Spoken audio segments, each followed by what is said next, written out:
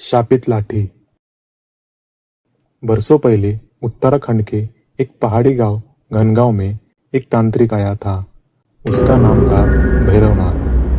उसके पास एक लाठी थी, काली सांप की तरह मुड़ी हुई, जिस पर रहस्यमय मंत्र लिखे हुए थे।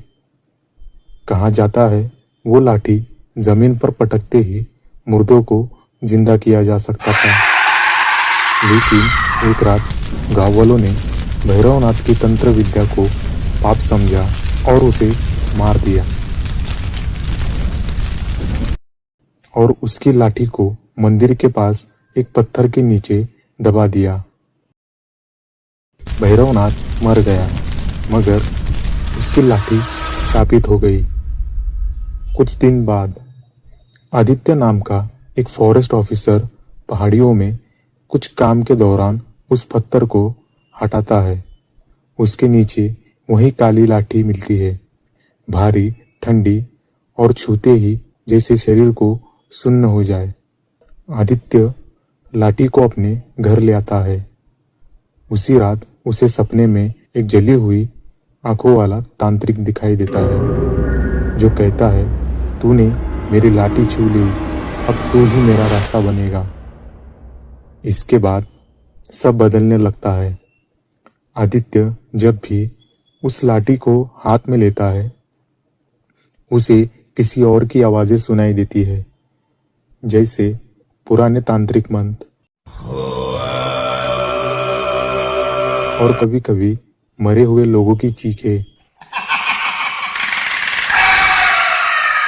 धीरे धीरे आदित्य अपनी सुध-बुध खोने लगता है। गांव में पशु गायब होने लगते हैं।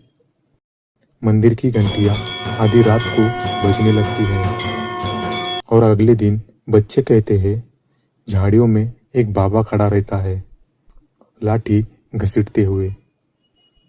और कुछ दिन बाद एक बुजुर्ग महिला बताती है, ये भैरवनाथ की आत्मा है, लाठी उसके बिना अधूरी है।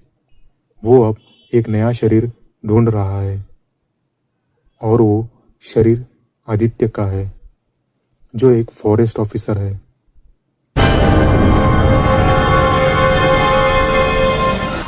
गांव के कुछ बड़े लोग तय करते हैं लाठी को वापस वही दबाने का, लेकिन भूतिया ताकत उन्हें रोकने लगती है।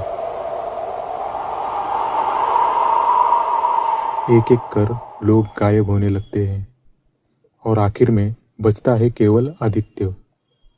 मगर अब वो आदित्य नहीं, भैरवनाथ बन चुका था।